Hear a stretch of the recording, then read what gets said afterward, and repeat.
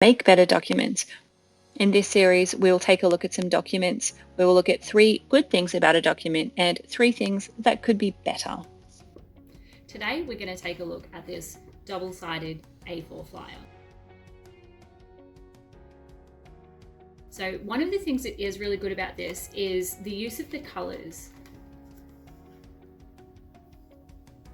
This is for a really young audience, and for them, they do want to see really bright colors. It's how they are engaging with the world. Also with this one, they have used some infographics here to try and explain some important data points in just an easier way, particularly for the younger audience, but even in a business environment, infographics are very useful. So where they say 1 in 10 people, there is actually 10 little pictures and one of them is colored in.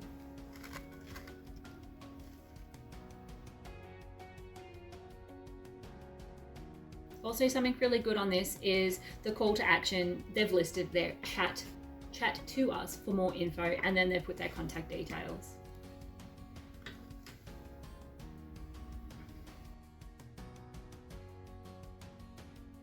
Something that could be better with this document is it's still probably a little too text heavy for the young audience. These kids are probably only about maybe 10 or 12 years old, and I still feel like they probably won't read all of this text, even with the pretty colors and the graphics. Next thing that I want to mention is specifically about function. So before you start to create your document, you should really be thinking about what is this document for, what is its function. And so for this particular double-sided A4 flyer, it's about passing on information to people. The idea is they would grab this information flyer and they would take it with them and they would read the information.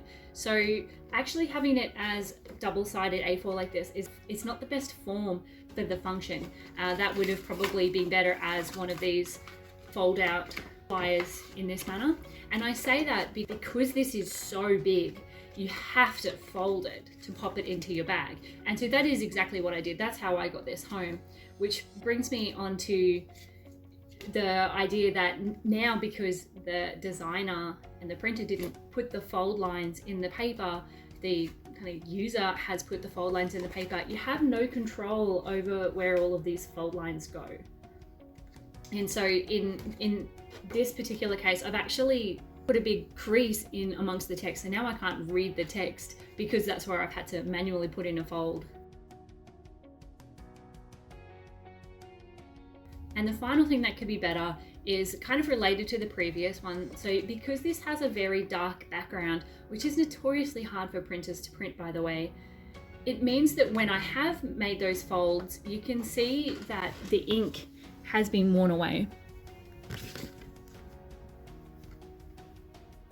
This has appeared everywhere where I have put a fold, and you will get that if you are printing dark background, but in particular that's because this is a thicker stock as well, and so the combination of folding a thicker stock and the darkly colored background has led to a lot of the ink wearing away where I folded it, and I think that's a little bit of a fail when it comes to a document.